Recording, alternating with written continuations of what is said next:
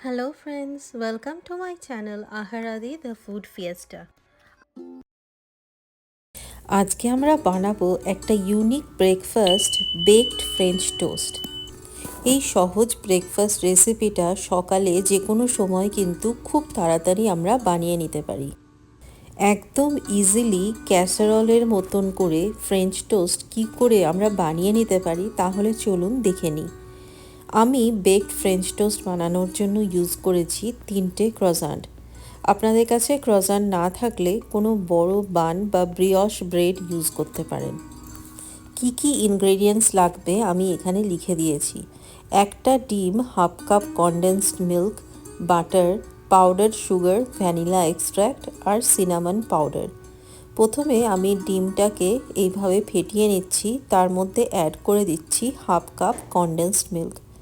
এই দুটোকে একসাথে খুব ভালো করে মিক্স করে নিয়ে এর মধ্যে অ্যাড করে দেব ভ্যানিলা এক্সট্র্যাক্ট আর সামান্য মিল্ক, হোল মিল্ক ইউজ করেছি আমি এখানে, আর 1 চামচ দারচিনি পাউডার।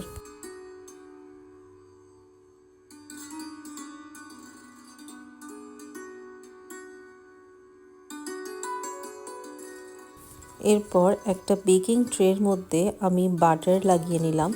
তারপর আমি ক্রয়েজেন্টটাকে ফর্ক দিয়ে সামান্য হোল করে নেব, দিয়ে ওটাকে আমি প্রথমে রেখে তার ওপরে আমার বানানো মিক্সচারটা দিয়ে দিচ্ছি।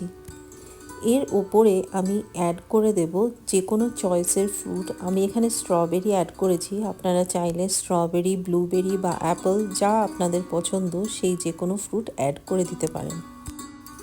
চকলেট চিপ পছন্দ করলে আপনারা এখানে ওপর থেকে চকলেট চিপ অ্যাড করে দিতে পারেন। এরপর আমি এটাকে 320 ডিগ্রি ফারেনহাইটে প্রায় 12 থেকে 15 মিনিট বেক করে নেব খোলা অবস্থায়।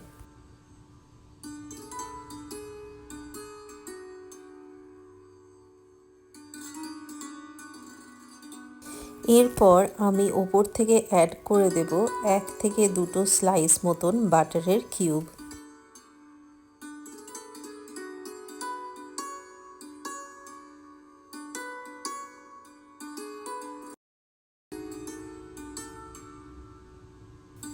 আমার বেকড ফ্রেঞ্চ টোস্ট রেডি হয়ে গেছে।